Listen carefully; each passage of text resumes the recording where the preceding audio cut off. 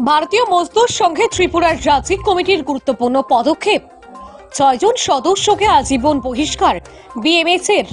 উল্লেখ্য 29 সেপ্টেম্বর 2025 ইংরেজি তারিখে ভারতীয় মজদুর সংঘে ত্রিপুরা প্রদেশের পক্ষ থেকে ভারতীয় মজদুর সংঘের উত্তর ত্রিপুরা জেলার একটি নতুন পূর্ণাঙ্গ কমিটি তালিকা ঘোষণা করা হয়। কিন্তু পুরানো কমিটির কয়েকজন ব্যক্তিরা উত্তর ত্রিপুরা বিএমএস এর জেলা অফিস দখল করে এখনো বসে আছে এবং তারা শ্রমিক এবং সাধারণ জনগণের উপর নির্যাতন এবং তোলাবাজি চালিয়ে যাচ্ছে। এইসব তথ্য লাভ করে ভারতীয় মজদুর সংঘের ত্রিপুরা প্রদেশ কমিটির নজরে আসতেই তড়িঘড়ি পদক্ষেপ নিয়ে বহিষ্কার সংক্রান্ত নোটিশ জারি করে যুব বিচিত্রাকে অবগত করেন। ভারতীয় মজদুর সংঘের কেন্দ্রীয় কমিটির তরফ থেকে চিরদিনের জন্য উত্তর জেলা কমিটির 6 জনকে বহিষ্কার করা হয়েছে বলে নোটিশ জারি করে প্রদেশ কমিটি।